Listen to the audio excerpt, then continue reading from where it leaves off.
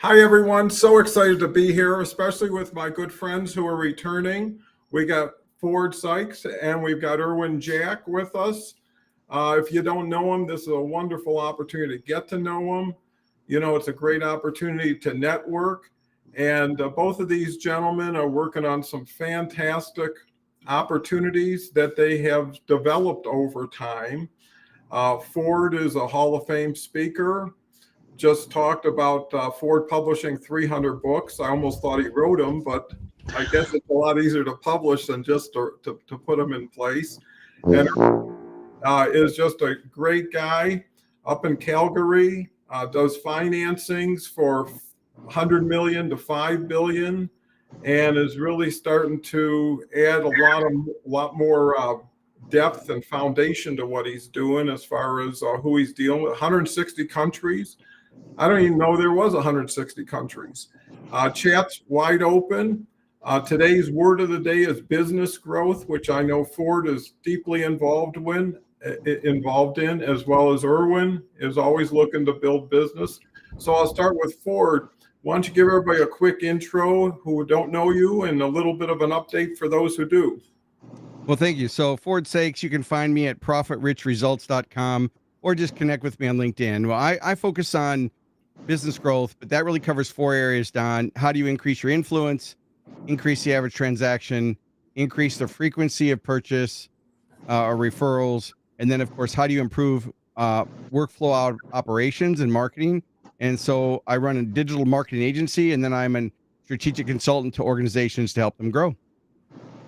Yeah, that seems like you cover a lot of ground. And, you know, how does speaking and book publishing fit in? Well, I have the agency for primeconcepts.com, but because I'm an expert on speaking, training, coaching, consulting, learning management systems, and all those modalities, other experts have come to me and said, hey, I've got a book, but I don't know how to sell it. Or I'm an expert. I'm an ex-CEO. I'd like to learn how to speak. So on the side, people have come to me to learn how to do those things. And that has led to publishing a few other projects and a few other products for them. Well, that's terrific. I think that, you know, it's amazing where you started from and where you are and where you're going. And, you know, I'm very impressed and so happy to have you back. With that, I'm just as impressed with Erwin. You know, it's just funny. This is a small world, but it's amazing the niches people find themselves in, and just working up to a $5 billion number is a pretty significant number. So, Erwin, what's your initial thoughts on business growth and how it's helped you over time? Well, you always have to have a growth mindset. You know, I think about towns in the province that I live in. Some of those towns say, well, we want to maintain the size that we're at. Well, with that kind of thinking, what I see actually is the population goes down and is not maintained, you know, and it's really the same thing true with business as well. You always have to think about adding new customers. Can you find new solutions for your customers? You have to have a growth mindset there. Otherwise, if you think, oh, we're just going to maintain, you're actually going to start going down. Just like I said with populations in towns that think, oh, you can just maintain. Well, just stay at 1,000, and then they discover they're going to 800 and 700. Well, because there's no activity there. You know, no one's going to stay around there, right? And I see that so much similar in business. So yeah, you want to be growing. You want to be adding. Is it too much for you? Well, then that's where you hire staff, right? Well, you know, that's where you maintain a real positive attitude and be as optimistic as you possible, as well as being pragmatic. So when you're dealing forward with people who are focused on growing their business, what seems to be some of the biggest hurdles that you have to overcome? Well, I think it'd be really smart to talk about it's the first part as far as financing, you know, with Erwin being an expert on this. I can remember I've grown 17 different companies. 3 were 7 figures. 1 was an 8-figure company. So I've had some experience, but I've always been undercapitalized, right? I remember when I got my first SBA loan for my sporting goods company back in 1987, and I got $150,000. And I thought, oh my gosh, I am rich. I've got money that's going to change everything. And I went to someone like you, Erwin, and they said, no, hold on there, Skippy. You've got just enough money to go bankrupt. They just helped you just enough to grow. You're still undercapitalized. And at the time I was like, undercapitalized. I don't understand what that is. So I think that, as to answer your question, I think one of the biggest challenges a lot of organizations face is they're undercapitalized. They don't really understand what it's going to take to grow. Or two, they're making money and profit hides a lot of mistakes. So I'll leave it there for that answer. But that's my first thing is you're either undercapitalized or you're making so much money, but you don't really know what's working, what's not. That's a really good point. And a lot of people, and I know you kind of bootstrapped in the beginning. So I guess 150,000 in the 80s seemed like a lot of money. Oh, it was a lot of money, but when I was trying to do aluminum extrusion and set up manufacturing and have a building and set up equipment, and it went pretty quick. Luckily, I was skilled at sales and marketing, so I was able to sell my way out of it. But it was tough for a while. Yeah, well, sometimes you learn more on the way down than you ever learn on the way up. Yep. So Erwin, what's your thoughts on what we're sharing today? What comes to my mind, Don? We learn so much more from failures than we do from successes. Isn't that true? And those are the lessons that we remember best. Yeah, absolutely. Like I say, we have to see not just, we're making a lot of money and that's great. We have to look at the entire business operation. Are we working efficiently, effectively? Where are we spending our money? Are we spending our money on things that will not help the business grow? Is it just an expense, and money going back out? I mean, we got to be wise about that, right? So when the money comes in, where are we going to invest so that we can continue to grow the business? Yeah, that's very sound. Going back to, let's say, the 80s, everything back then was a physical world, right? You needed a facility, you needed staff, you needed equipment. Things have changed in the virtual world as you get to leverage resources, whether they're fractional or not, and you get to make smaller investments more often. You don't have to worry about the year. You just got to worry about the week or the month. And if you can hit a metric, maybe you're tracking well. And I think awareness is everything. Knowing where you are, where you're going, how you plan on getting there, and being able to measure against it. So, Ford, do you think discipline becomes a big element?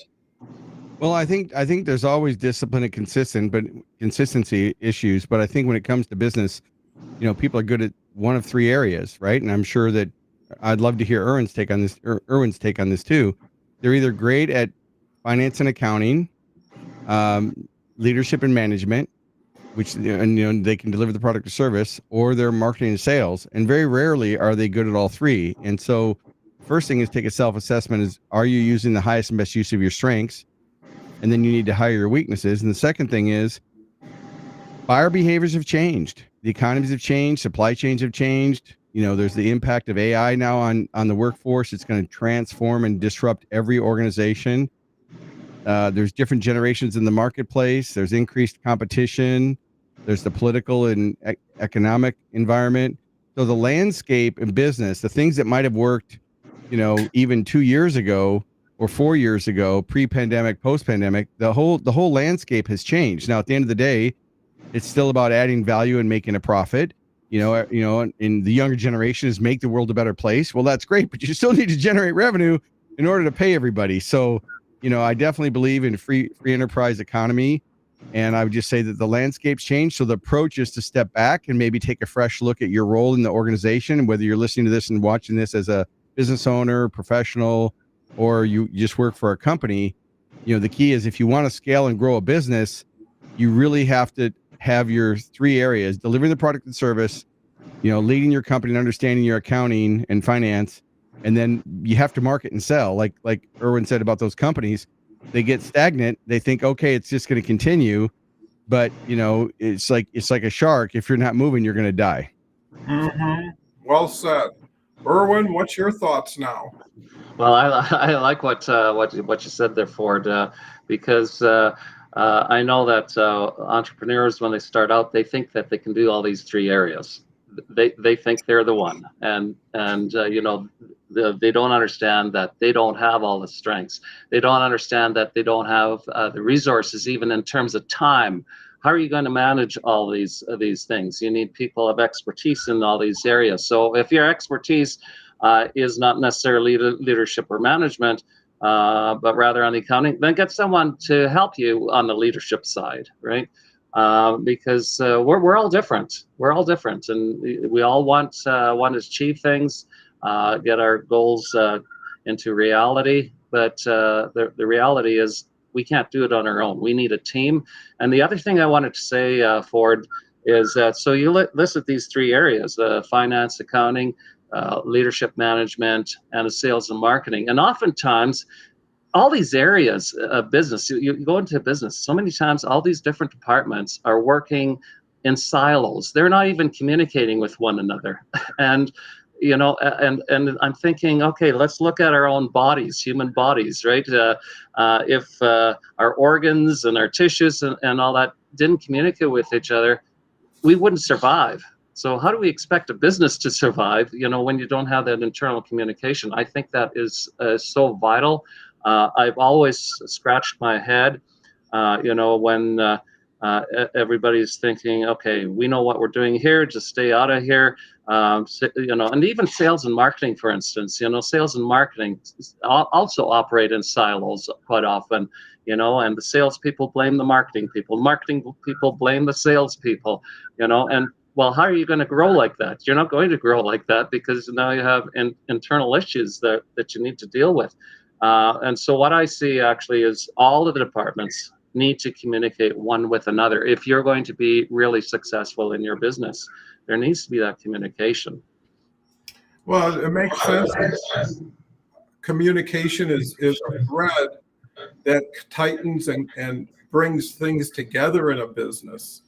And how efficient you are at communicating and what you do has an effect on how you do what you do. And also, you're really tapping into the human potential, right? Where you're not getting as much out because you're not providing the right atmosphere, the right leadership, the right training. So the responsibility also always has to move to the top, right? The bottom may show you where the issues are, but the top is where you have an opportunity to make a big impact. Instead of being a spectator in your own game, really be a leader and a player. I think the other element that's key is staging. What do you do first? What's your priorities? What's your successes? Because, to win people over, they have to be believers. And seeing is usually believing, and participating and getting results is believing. And that's an easier way to advance versus always playing catch up or being a reactive person instead of proactive. Let me just introduce some of the people here. Carrie's here. Carrie's always here. He's always our joke guy. Hear about the bacon that went to the emergency room. It was cured. Well, nothing like a Monday joke. Carl's here. Carl still talks about Ford. Carl was with Ford. He followed your advice he shared with me right after. I'm working with Carl pretty on a weekly basis, and he's just developed his second newsletter, is now launching his second show. He just did Tuesdays about 4 months ago. Now he's adding Thursdays, and he's got involved since the show in some great crowdfunding projects and some different associations. He was out in Chicago just the other day giving a speech. So, Carl, welcome to the show. Great to see you, and I'm sure Ford the advice was taken and applied. And that's great. Success kind of breeds more success. And I think people would rather be successful than trying to be successful. And I think sometimes they lack the ability to reach out to people like Ford or Erwin and get some advice, get some insight, have some more options. They say, it's better to buy some vowels before you try to solve the puzzle. Give yourself that opportunity. So Ford, what are you talking about these days on the road that becomes more relevant? Well, two things. I mean, one, it always goes back to the basics. People are always looking for that fresh new thing that they can use, but it also comes back to the basics, which is, do you understand where you are now? Can you read your balance sheet and income statement? Do you know your cash flow? Do you know where you're at? Two, what are you doing in your marketing calendar? What are you doing on a monthly basis to generate leads, which is marketing's job, and sales job? What are you doing to follow up on those leads? I think the speed to respond is much more important than it ever used to be. There's a microwave generation where they expect everything now. So what are you doing to improve the customer experience? And then obviously, what are you doing to extend that customer experience beyond that? Now, as far as that's the basics, but then there's also the disruption with AI. I'm doing a lot with AI, artificial intelligence right now. And right now, everybody with a laptop is an expert. Everybody who's downloaded ChatGPT is now an expert on AI. But my approach is a little bit different. I look at everything through the lens of the business owner and how's it going to help you make better decisions? How is it going to improve processes, automate processes? What kind of impact is it going to have on your whole organization, the customer journey? And then, of course, how can you create automated workflows to where you can automate processes? And so what I've been doing is going to organizations and showing them how to automate processes. For those of you watching this, if you want to watch a free video, 60-minute video training on AI, you can go to profitrichresults.com. Just go to the footer, or you can go to /AI-training, I think is the link. But if not, just go to the footer on my website. There's a little graphic. You can watch it for free. There's nothing to buy here. But if you want to watch a 60-minute video on the impact of what it's going to do, and I update that video every month. And so I just did it June 3rd. So if you think that you know what you know, I would suggest you go watch that video, because you may find out that you may think you're a level 10 on expertise, but you're probably closer to a 1 or 2, because the landscape of this topic is changing so rapidly. That's a great offer. Hope everybody takes advantage of it. Going to Erwin. So how do you gain more information through leveraging others and become as relevant as you can? Well, I know that Ford's talking about connecting with other people, and that's what I myself have been doing a lot of. Reaching out to people, and do you know someone that could help me with this? Do you know, and so on and so on. And you're building these relationships, and you don't want these relationships to be one-sided. You always want to be giving something back, because I don't believe in relationships that are one-sided. I have come across that. I cut ties with them because, in the long run, it's never going to be successful for either side. But that's what I do. Now, you're talking about AI as well. And I will tell you with AI, I'm more of a watch and see guy on this, because I do understand that in some cases, AI can automate processes. But I don't think we should have AI replacing everything. I think there's a thinking out there that AI is going to solve all our problems. We're not going to even need human intervention with our thinking, our reasoning, and so on. I see a little smile there on your face there, Ford. But that's I want to challenge this. I want to dig deeper into this. So but while you're telling me this, here's what I would say, just as a level set. Yeah. I don't believe that AI is going to replace humans. AI is going to replace humans not using it. And I don't think that AI is a replacement for everything.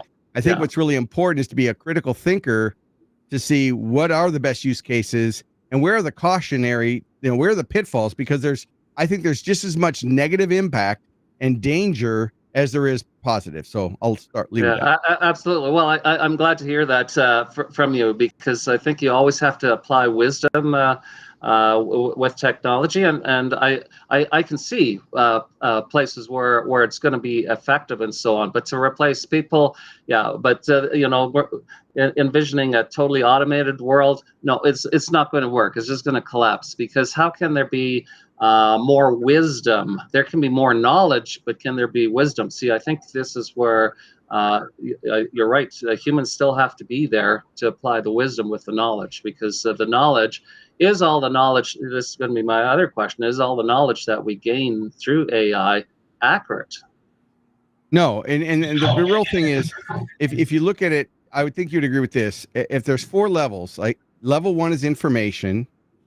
or data. It's just raw data. Level 2 is information. That data has been organized. Then you've got knowledge. People can understand it. They can access it. They can go do it. And then you've got wisdom. Wisdom is the ability to look at that information and that data and that knowledge and to make better decisions. I think where AI comes in is it can analyze that data much faster and summarize that data. So it's a tool like anything else. I don't think it's a replacement for critical thinking, although some people are going to do that. But it's a tool that can be used no more than email, no more than, we're doing a live broadcast right now on LinkedIn. LinkedIn's a tool. Live stream's a tool. Restream is a tool. They're just tools. And like any tool, like if you and I went to Home Depot, we could buy all the power tools. That doesn't make us an expert in using those tools, right? Just because we bought the tool doesn't mean we could cut our fingers off, right? If we don't know what the safety factors are. Absolutely, I agree with that. And that's they are tools, and it's the same thing. You could buy a shovel there, you could buy a power drill, but without a human being, nothing's going to happen with those tools, right? So Don, I know it's your show, but Erwin, I want to ask you: are you using it right now? I am using some AI right now. Yeah. What's an example of something you might use it for? So in terms of, if I'm generating content, because I find that AI can word things better than I can myself, so I use it to my advantage in that way. When you work with a prospective company and you're trying to do funding, you work with them, right? You have a meeting, do you have a Zoom call with them, or what's the process you go through? Well, actually, the process that we use for it is very simple, because we send out a project question form. And I did hear from someone, oh, nobody does that anymore. Well, we do. We send out a project question form. We have 9 questions, and the first 7 questions we want to see a yes. If we see a yes there, then what we'll do is we'll have a quick review at a corporate office.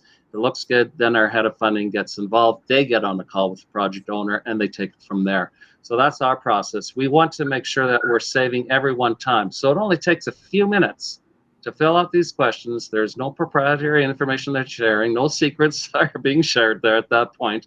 Just want to make sure that it's going to be a fit. And then if it looks good, then our head of funding will take it from there. He'll delve into it on a lengthy phone call, et cetera, et cetera. Okay, so here's a question for you. So what you can do is, one, AI can send those assessments. They can monitor those assessments. They can do the follow-up on the assessments to make sure the person filled it out.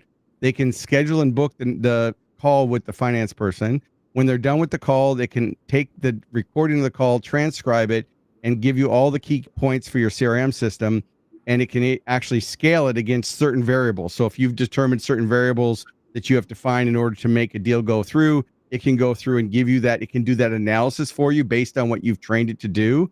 And then from there, it can summarize that. And then it can also take a look at the past successful funding that you've done and analyze that and analyze going forward. So I'm just giving you some ideas on how it can improve the workflow. Now, how to do that, that's a whole different conversation. Right. But it's if you look at things that take you time. So for example, when I get hired to speak, there's always a pre-event. I'll be meeting like with, the CEO and the CFO and the leading panel. So I'll meet with them and we'll discuss their company and their goals and what they want and who they've hired in the past and what they're looking for out of a keynote. And then I can take all that information into AI because I've trained it. It can parse all that information out to a detailed report for my CRM system. It can help me identify, do I need to send them books? What's the next action step? And based on their style, it also rates them on a personality style and the DISC profile. Are they a high D, high I, an S, or a C? So that way I know what is the best communication process to communicate back to them. And so then that way, and it crafts the responses based on their personality, because obviously my personality is one way. So if you're always crafting everything through your own lens, you're not getting it. So AI's, so if you want to look more critically, usually what happens when I work with an organization, they're just like you. They're like, no, we're using it we write a few blog posts, we write a few emails. And then when they start looking at what it can do, then they become a believer because they're like, okay, it's easier, faster, it's more efficient. And once it's trained, the key word is trained, right? Because if it's not trained, it'll make things up. It'll ask you, how do you make a cake more fluffy? Well, add glue. Like, it doesn't know the difference of ingredients, right? So it is dangerous. But again, I'm not trying to convert you.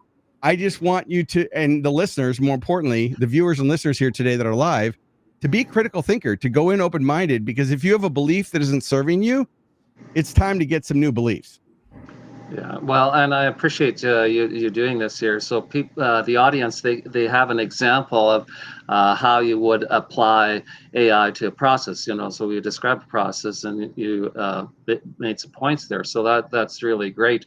I will tell you though, I received a sales call once by AI. And it was the worst sales call I ever had, because the pressure there was unbelievable, worse than That's a because human they haven't being. figured out. Yeah, it's not as good, but they've now. The worst it is the way it is right now.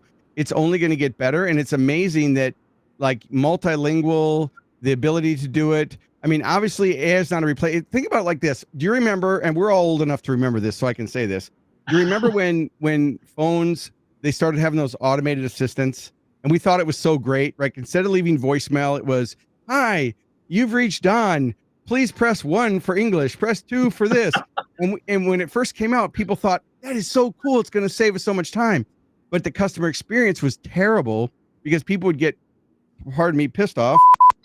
They would get upset because they wanted a real human. And so I think that we're going to see the pendulum's going to swing one way to where everybody thinks AI is the best thing.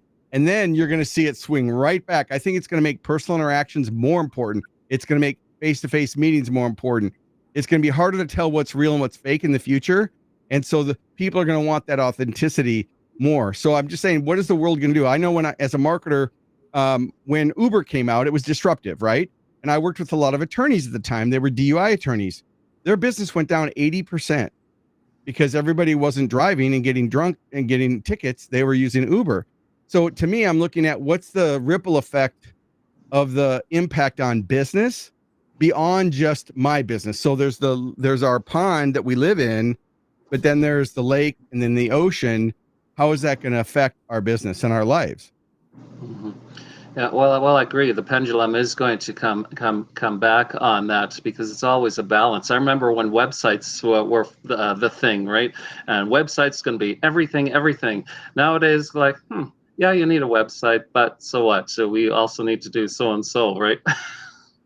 Well, I think you made so many wonderful points and actually moved the conversation to where people are most excited and curious. That's what a word does. It leads you to a sentence or a new thought. And what I see, two things at least, is first, it's going to create players who didn't play because they didn't have the tools, didn't have the time, or didn't have the talent to create content or to market properly. Most people, change is the hardest thing they're willing to do because it's new, different, got to give up, got what I'm doing, got to retrain, got to do reposition. But that's really a factor of the dynamic, fast-paced world we live in, right? If everything speeds up, you got to get even faster just to keep up. And the other thing I see about AI, and especially the way Ford described it, is it breaks things down into smaller pieces that weren't able to be done by a person, right? Because it'd be just too much to do everything Ford did. But what I do think the let's say bright side is, it's going to make people more people oriented, because the other stuff that used to be tedious and time consuming, now it's how do you communicate? That saying always about marrying high touch with high tech, and how do you do that? And if you look at live streaming, that does carry a significant amount of the high touch, because people get to see it now in the present, being real with real people in real time, and authenticity is starting to be a scarcity. Is it, used to be that commercial, is it Ella or is it Memorex, right? Yeah. Go ahead. I've been reading here recently how organizations are not looking eagerly at hiring the young people as they once were, and what I'm reading there is because of the soft skills. So it's not just AI. I mean, we can learn at any age, but the soft skills, that's something that you learn over time. And a lot of the young people, they're still building those skills, right? They're still learning those skills, and those soft skills are becoming more important.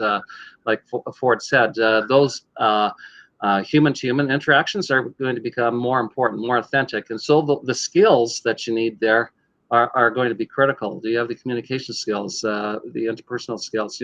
Can you conduct yourself appropriately with people? I mean, you've got all sorts of personalities. I know you mentioned DISC there, all sorts of personalities, and I'm a sort of a person, I can deal with many different kinds of people, and it's not going to bother me because I see what I'm doing during the day. It's business, so I take nothing personally, and a lot of people, they will take things personally, and that's a skill you have to develop.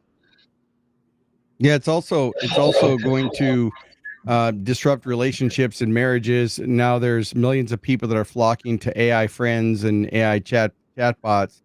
So the scary thing for me is, again, I'm looking at this. I've been an entrepreneur my whole life, so I'm a futurist. I'm always looking at what's the impact. I'm not a advocate for or against anything.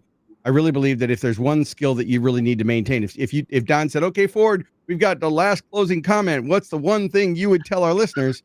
I would say develop your critical thinking skill. And what are you basing your decision on? Are you basing it because you heard something on social media, which could be totally false? Or are you making a decision based on something that you've actually experienced? I'm an EO member. I'm an entrepreneurs organization. And when we have our mastermind meetings, our forum meetings, one of the things we do is we follow the Gestalt formula, which is speak from experience, don't speak from theory.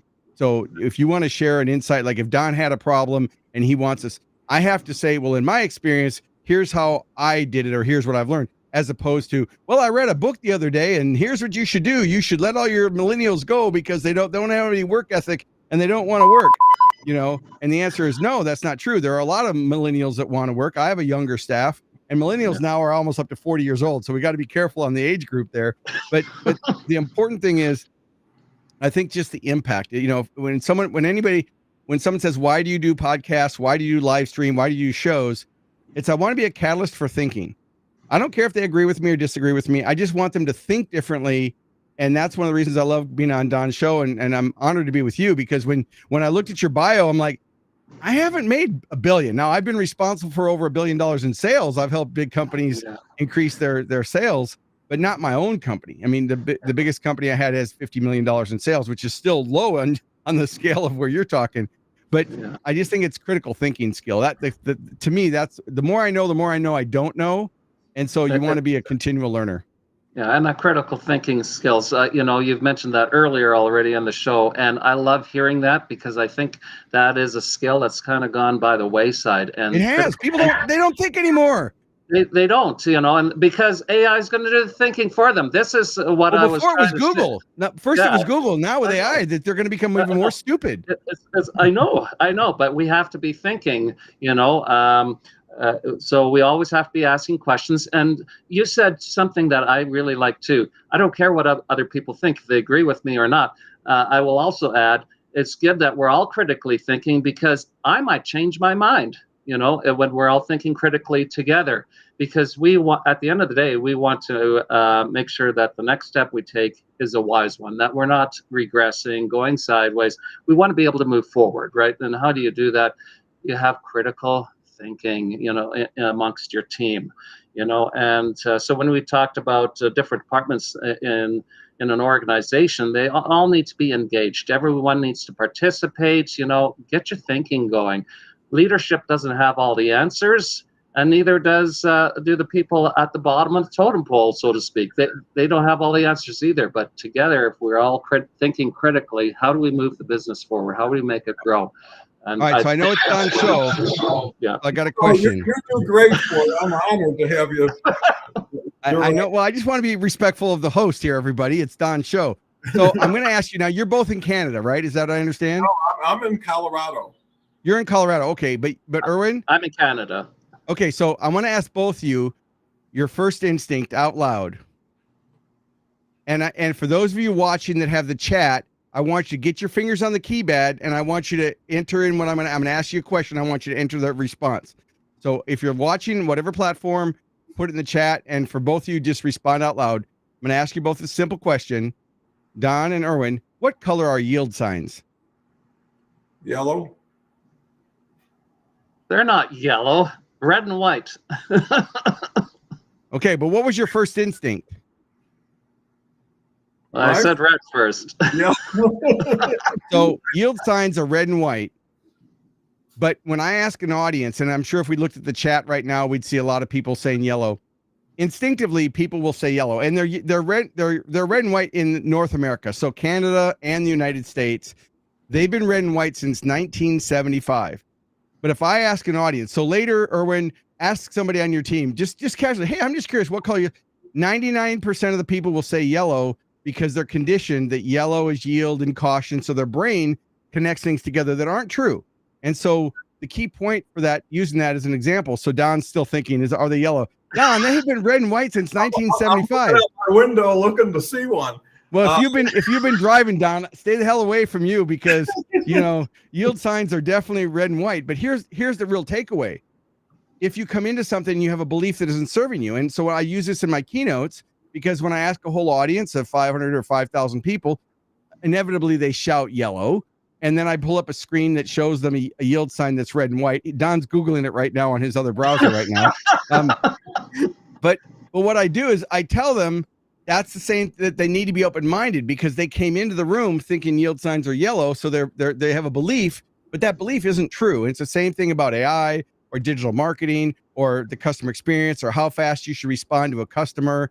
I mean, it used to take 7 to 10, as a marketer myself for decades, it used to, the studies would show it takes 7 to 10 times to frequency to make an impact. Now that number is 20 to 30 times, because the attention span is so much shorter. People are bombarded with so many other messages, they forget so quickly. So now the frequency of impression has to go up in order. So if the theme of today is business growth, the theme is, how are you going to improve your frequency of impact with the target market so that they are you become top of mind, and it takes way more touches than it used to, just because of the way the buyer behaviors have changed in the marketplace.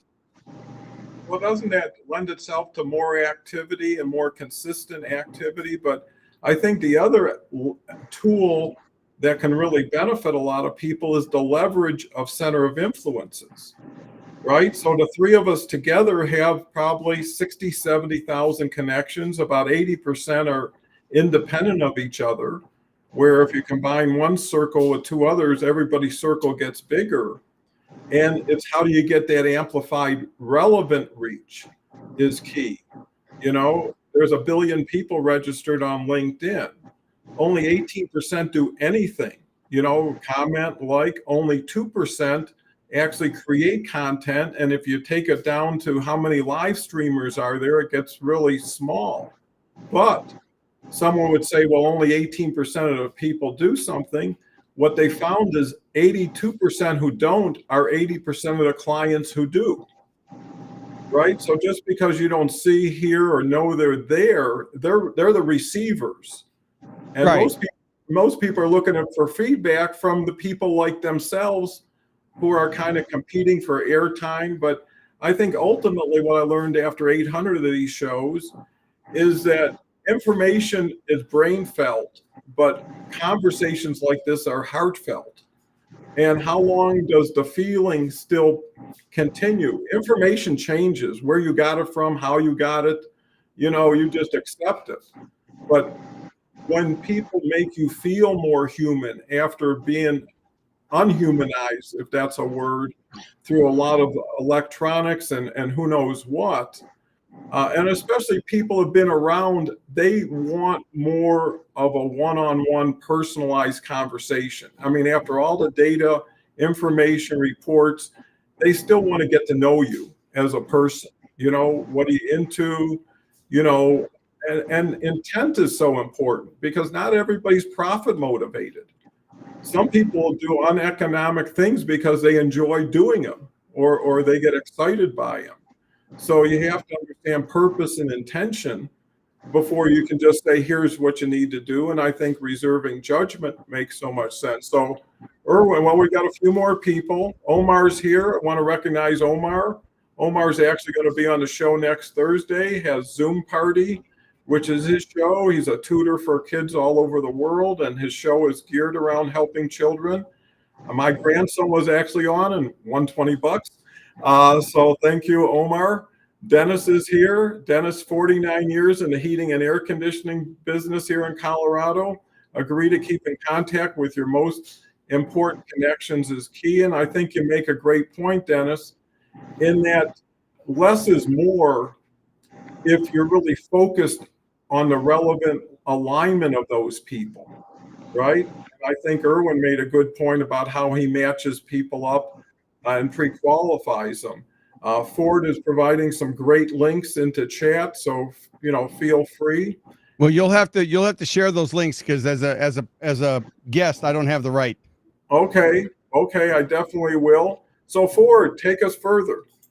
Okay, well, I just think it's important. So let's just recap some of the things that we've talked about. We've talked about growing. We talked about the importance of being funded in the business, and Erwin's expertise is really being able to evaluate organizations to determine are you good for funding and what funding do you need and all the things. I'd love to learn more about how you help organizations. I think we've talked about AI. I shared a link on a video. We talked about mindset and critical thinker. We talked about the color of yield signs being red and white, which they are red and white in North America since 1975. And then, so if we're transferring into, okay, how do you really grow a business? I want to throw a couple topics out there for discussion to kind of help set the stage. People always talk about culture being so important in an organization. Staffing right now is harder than it ever used to be to find people, to engage them, to retain them. The workforce has changed. Every organization is struggling with, keeping and retaining their top talent.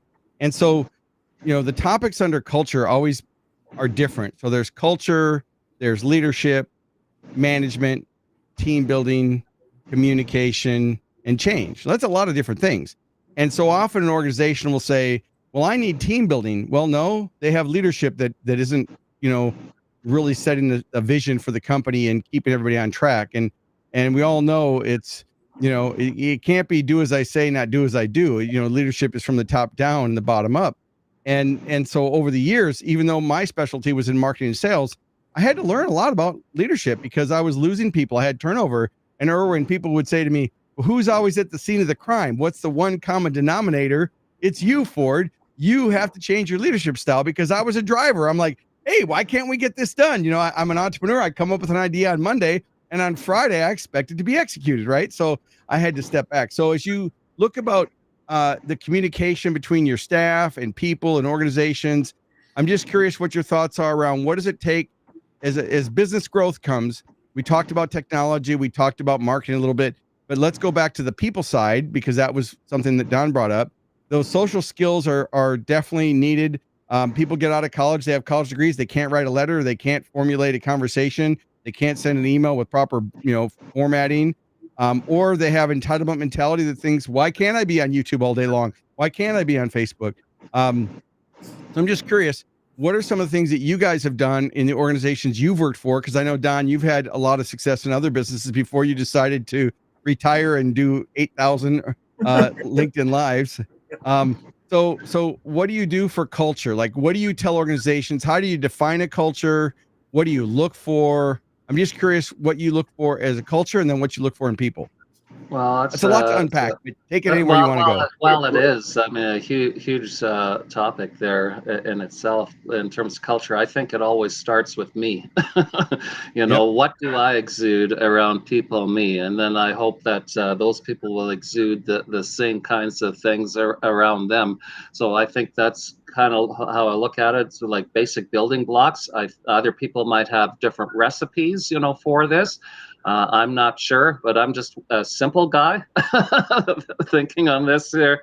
It always starts with me. I think if I'm not setting the example, how do I expect change to happen? Change has to start with me. So if I'm not treating people with a little bit more empathy, understanding, a little bit more respect, how do I expect that to proliferate throughout the organization? It's not going to, right? So as a leader, you have to be the example, be the change. So I think that's the first thing we need to do. And what's the second part of your question again? Can you remind me? So the one part is what do you do for yourself, but what do you do when you're looking for staff? So in your company, so you evaluate companies, right? So you evaluate companies to determine how to get funding. Is that right? Yeah. So I will tell you. So what I do, I actually get on calls with them. I want to be face to face. So it's not all about their experience. It really isn't. I want to see a lot about attitude. You know, what's your attitude like? What are your Yeah, that was people my point. skills like? How do you treat me, and so on? Because when you're approaching project owners, you need to approach with tact. You need to approach with empathy. You know, all these soft skills are critical, right? And so I want to see, do I see any of this in the call? I think that's even more important than what your background is, because I can show you our process. I can teach you how to do this, you know, very simply. I myself am not a person that has a network in the energy field, really. Some of our partners, they already know so many people in the energy field. They can approach project owners directly. I myself, I have to rely on social media, you know.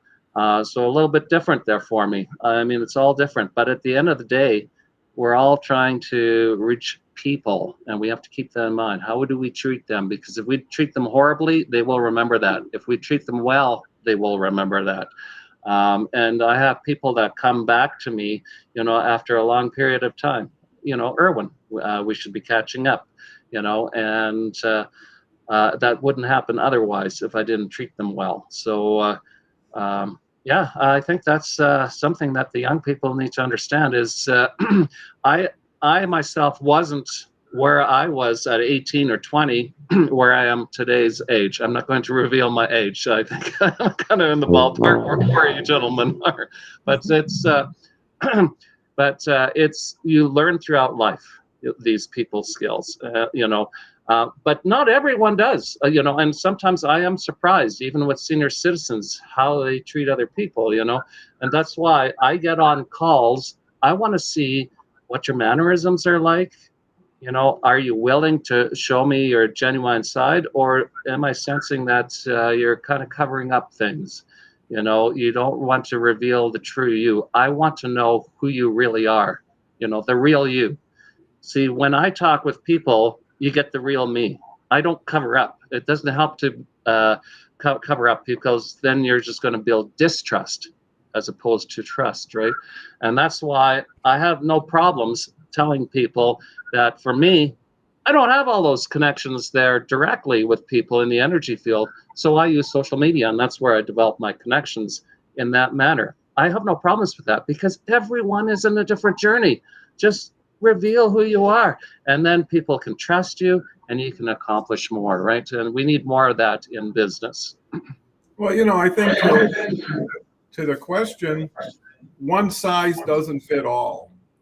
And first impression is extremely important. I know in the older days where you physically would have people make an appointment, bring them in your office and interview them, you would know that they had no idea who you are either. And they wouldn't know that punctuality is important to you. They wouldn't know that someone who took a little extra time to get better groomed and show up in a better outfit was important to you. They would look you straight in the eye would be something I would look for. If they're always looking away or looking down, if they're just one word answers, that wouldn't do for me. Because in my opinion, they're selling the most important thing they have is themselves to me. If they can't promote themselves in a positive way, how are they going to promote me and what I'm doing? And I used to tell everybody, hey, I got to be here every day with you. You know, some people like elevator buttons. They take you up and some people take you down. You know, I like people that are optimistic, that are encouraging, that are outgoing, that are really givers. You know, if we talk about Bob Berg, people who give naturally and aren't thinking, when am I going to get this back? How much am I investing? Because they're keeping score or they're majoring in the minors. And then how easy is it for them to learn? How is it for them to take responsibility or accountability? I remember people would come in office and they say, well, my last job, my last company, they were just this, and this. I'm like, well, that's how you're going to talk about us. That's Right. how you talk about me. They paid you. They didn't force you to work there. You learn things. You know what I mean? Where was that part? So is it the half full? And the other aspect is I came from nothing. You know, I borrowed a Buick. It took me 5 banks to get started here in Denver 40 years ago. And I had to do everything first. It was me and my wife and my little dog. That's how we opened our business. And the next person I hired was after I couldn't do anymore. And I was doing that before they were doing it, and they knew that. And then another thing is not to have a lot of parking spaces and special rules for the boss and stuff like that, because the reason I got business is I didn't fit in with anybody else or nobody fit in with me. And eventually I just accepted it as a direction as opposed to a negative. And I was always happy to be a lone wolf, take the road less traveled, not get too concerned about the stuff around you. And I had people 25, 30 years with me. I was a top 10 employer in Colorado, according to so many people, and I overpaid in most cases. Why? Because I understood the value of a person beyond a task. Second thing is I knew what it is to hire, retain, and promote. And I also knew what it is to get a little bit more to have than what's out there. Why skate on the edge? You know, why not just say, hey? And then what I did is I involved all the families. Every month I had a bowling night. Everybody's family, friends. The city of Lakewood actually gave me the bowling alley if I bought $200 worth of food. So it didn't matter how many people came bowling. But when grandparents would come up to you and thank you for giving Jim an opportunity, wives would see the other people, you know, it became more than a paycheck. And, you know, I always talk to people. It's kind of funny when I would walk through the hall, I would say hello to you, even if I just saw you 7 times in the hall. You know, I'd always pay attention to people. And I think that's important. So how does that square with what you're seeing, Ford? Well, I think the overarching thing that we're hearing right now is hire for attitude, train for skills. You know, you can hire someone with a good attitude and you can train them, but even if they have the best skills in the world, if they have a bad attitude, they'll be cancer for your organization, and you need to free them up for new opportunities. So take an assessment of your current teams and your current people, whether you're a staff member or a leader. Ask yourself on a scale of 1 to 10 what their strengths are, what their traits are, and either coach them to standard. So set a standard. This is our standard. This is how we do things here. This is our standard as it relates to our organization. And if you can coach to standard, maybe you had a leadership problem, maybe it was a communication problem, maybe it was an employee interaction problem. But if you can't train them to standard and coach them to standard, then it's time to free them up for new opportunities. You know, I've learned, you know, hire slow and fire fast. I've done the wrong things so many years. I hired fast and I fired really slow because I'm an entrepreneur. It's like, oh, I can help this person. I can help make them better. And because people gave me chances when I was failing, I'm more apt to give other people chances because I've made a lot of mistakes. I've made more mistakes than successes. You know, people always say, well, Ford, you know, you're so successful. I grew up as a foster kid in North Minneapolis, paid $17 a month for government housing.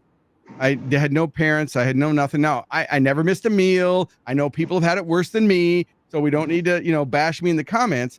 I'm just saying that, you know, I grew up doing bad things. And then when I got some positive rewards doing good things and I started my first business at 15, then I realized, oh, I can get positive attention by adding value. And so that changed the direction of my life to where entrepreneurship became my passion because I loved helping people. I loved solving problems because then I made money and everybody was happy. And that's, you know, Don, you earlier in the green room, you know, that's why I'm a keynote speaker. I mean, I have 5 revenue streams in my business. So I have speaking and training. And so I do on-site training and do public events. I have coaching and consulting. So I work with high-end people strategically. They want my brain in the room, whether it's the mastermind or with their business, to try to look for the opportunities because I see the blind spots that they don't see. And then I have products. So I have books and assessments and all kinds of joint ventures. And then I have my agency for digital marketing because people are like, well, I don't want to do it. Can you help us drive more business? And then I have joint ventures where it might be a collaboration. Like Don, even you talked about, hey, we should do a program. We should write a new book on LinkedIn or a program on how to do 800 LinkedIn lives. So it's everybody's business is different. At the end of the day, it's good people. You need to make sure you have a strong team. But I would tell everybody, you know, step back. Where are you now? There's always this gap in growth of where you want to go. And that gap always comes down to 3 things. Your mindset. If you don't have your mindset dialed in, all the strategies and tactics won't work. Then you have strategies. Okay, what are you going to do? Where's your vision? How are you going to get there? And then tactically, okay, it's Monday. What are we going to do on Monday at 11 a.m. Central? What are we going to do to drive business, right? So, and that's where I really look at. I like to keep it somewhat simple. I do see the blind spots. I love being on episodes like this and meeting new people like Erwin who are able to, do visions way beyond me. I mean, that's when people say think big. I think it's important to think big. My license plate on my Jeep Rubicon says think big, THINKBG. But I also think it's important to think small. Think big, have a vision. But if you haven't broken it down so if someone comes to Erwin and says, yeah, I'm going to make $50 million with this, he's definitely going to say, well, how do you plan on getting there? Like, how are you going to get there? And what are you going to do specifically? And if they can't articulate the tactical plan of what how they're going to execute, then he can't suggest ways to get funded. Well, I think that really speaks, and I'll turn it right back to Erwin, is one's vision. Some people can see further down the road. Some people can see an expanded opportunity where some people are just seeing what it is or what it was. Right. And it's the enthusiasm. They say it's always your music, not your words that people listen to. Yeah. Go ahead, Erwin. I was going to say in terms of vision too, because sometimes people think vision, you stick with your vision and so on. But here's something else for you to think about. We can also modify or adjust our vision as we see things progress. And same thing with strategies, same thing with decisions that we make. We can always make adjustments. People always, are scared. Nothing is written in stone, so we're okay in that department. But we are talking about growth. And one thing that I wanted to make sure that we included in this show here for growth is do not shut down your sales and marketing departments. That is the first thing that a lot of organizations cut back on, sales and marketing. We got to cut those guys, keep the rest. That is the worst decision. I see it over and over and over again. I want business owners to hear this. Keep your salespeople, marketing people. Without them, your business is going to go down. I guarantee you. They are important to your organization. If you want new clients, if you want new business, you need them. They just need to be effective, but it's like anything else. It's like when people ask about social media, Facebook, LinkedIn, YouTube, Twitter, Google+, Instagram, Snapchat, TikTok, it doesn't matter. Fish where the fish are. Where's your ideal client? Market to them. And if you have marketing salespeople that you're thinking about getting rid of or that you're changing, look at the effectiveness. So if they're not effective, then get training. Get someone like me to come in there and show them what to do, what success looks like. Because so often they think they know, but they don't know what they don't know, right? So they have this vision and people say, well, marketing doesn't work or trade shows don't work or pay-per-click doesn't work or no, it all works. Just, are you doing it effectively? Yeah, and I just was to say, if one organization, one might be more effective than for another organization, and so right. You have to determine that for your organization. Depends on your product, your service, and so forth. Yeah, and trade shows, they work wonderfully for some businesses, but for other businesses, like for what we're doing, probably not so much. Right, of course. Well, I think the thing is if you keep it real simple, it's everything that is plus one. So in other words, if you're an accountant, everything that accountants do and how they do it, you should be right there with them. But the plus one is if you add your own live stream, right? Harvey Tuck is a great example. Been in franchising 10 months or 11 months, has the franchise show on Tuesday that is phenomenal. Had Hewitt on there from the accounting firm, the original guy. And then on Thursdays is now doing a franchise branding show. And he's starting to be the place. Jackson Hewitt contacted him actually and then heard, hey, you're the place I need to be if I'm into franchising. And the guy's a legend. And just when he gets on, everybody says, well, if it's good enough for Jackson, it's good enough for me. Well, let's be clear. It's probably John Hewitt from Jackson Hewitt. Yeah, okay, you probably know him better than I do, but but I'm just saying because and I actually had him on my show on Fortify, and I was amazed because I'm like, wait a second, is this the guy? And he's like, so he was just a great guy who's like you, Don, easy to talk to, but what a powerhouse, right? Well, and I think that's where you get introduced to people like both of you today. And I saw the real value of live stream. One of the real values is strategic connecting and networking, right? Is who can I find with Ford that's going to make for a great show for the audience, but more importantly, continue on. I know Erwin was with Carl, and I see Erwin commenting on Carl's stuff now.